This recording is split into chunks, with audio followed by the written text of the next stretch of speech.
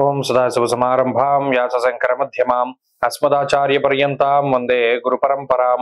జ్యోతిష్ శాస్త్రాన్ని భావితరాల వారికి ప్రసాదించిన ఋషుల యొక్క పాదపద్మాలకి నమస్కారం చేసుకుంటూ, అలాగే నాకు ఈ జ్యోతిష విద్యను నేర్పిన గురువర్యులు జ్యోతిష బ్రహ్మ కీర్తిశేషులు శ్రీ ఏనంకి సూర్యనారాయణమూర్తి గారు, సూర్య దేవజ్ఞ గారి యొక్క పాదపద్మాలకి నమస్కారం చేసుకుంటూ, ఓం శ్రీ మహాగణాధిపతి నమః, శ్రీ గురుభ్యో నమః, హరి ఓం. వీక్షకులందరికీ నమస్కారం. ధనురాశి వారికి ఈ వారం చాలా అద్భుతమైనటువంటి ఫలితాలు ఉన్నాయి.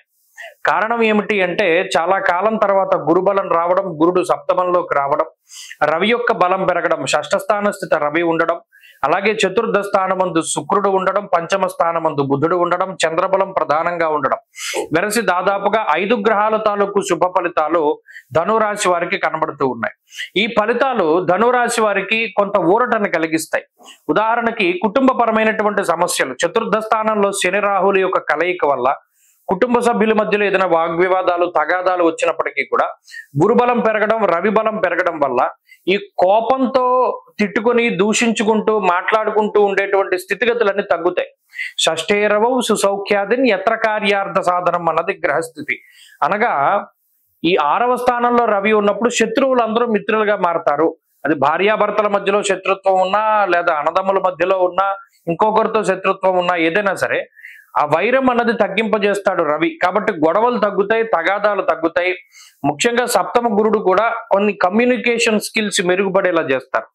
అనగా అందరితోనూ కూడా చాలా ఈజీగా కనెక్ట్ అయ్యేటువంటి విధానంలోనూ, మీ ఆలోచనలన్నీ కూడా చాలా ప్యూర్ గా అందరికీ అర్థమయ్యేటువంటి విధంగా, మీరు చెప్పేది అందరికీ కూడా కన్వే అయ్యేటువంటి విధంగా ఇలా మనల్ని మార్చగలుగుతారు. కాబట్టి ఇక్కడ లోపల ఉండేటువంటి మనస్తత్వాన్ని కూడా మారుస్తుంది ఈ గ్రహస్థితి. చాలా చక్కగా ప్రతిదీ కూడా అర్థం చేసుకునేటువంటి తత్వానికి ఈ గ్రహస్థితి కారణం అవుతుంది. అటు గురుడు గాని, రవి గాని ప్రతి చిన్న విషయాన్ని కూడా చాలా అర్థం చేసుకునేటువంటి పరిస్థితుల్లోకి మిమ్మల్ని తీసుకుపోతారు. బుర్రలో మార్పు కనబడుతుంది ప్రత్యేకించి. అనగా గతంలో ఏవైతే చిన్న చిన్న విషయాలను పట్టించుకుని ఇతరులతోటి పోట్లాడుతూ లేదా కొట్లాడుతూ ఉండేటువంటి పరిస్థితులు ఉన్నాయో, ఇప్పుడు ధనురాశి వారికి ఆ స్థితులు ఉండవు. ఆ పోన్లే, పోతే పోయిందిలే, వదిలేసేటువంటి స్థితిగతులు ఈ రాశి వారిలో ఎక్కువగా ఉంటాయి. అటువంటి మనస్తత్వానికి వాటికి కూడా ఈ గ్రహస్థితి కారణం. కాబట్టి అటు ఆర్థిక పరిస్థితుల్లో ఉన్నతమైనటువంటి స్థితికి, ఆరోగ్యపరంగా మంచి జరగడానికి, కుటుంబ సభ్యుల మధ్యలో తగాదాలు తగ్గడానికి, ఉద్యోగ వ్యాపారాల పరంగా ఆగిపోయినటువంటి పనులన్నీ ముందుకు సాగడానికి, ఆర్థిక ఉన్నతికి, ఉద్యోగపరమైనటువంటి ఉన్నతికి కూడా ఈ గ్రహస్థితి ప్రత్యేకించి కలిసి వస్తుంది. ఈ వారంలో ధనురాశి వారికి మంచి ఫలితాలే కనబడుతూ ఉన్నాయి. మరిన్ని అనుకూలమైనటువంటి ఫలితాలను సాధించడానికై రుద్రకవచాన్ని, కాలభైరవాష్టకాన్ని ప్రతినిత్యము కూడా పారాయణ చేస్తూ ఉండడం చెప్పదగినటువంటి సూచన. ఈ వారంలో కలిసి వచ్చేటువంటి రోజు గురువారంగా చెప్పవచ్చును. అదృష్ట సంఖ్య 4, అదృష్ట వర్ణము పసుపు. తదుపరి మకర రాశి.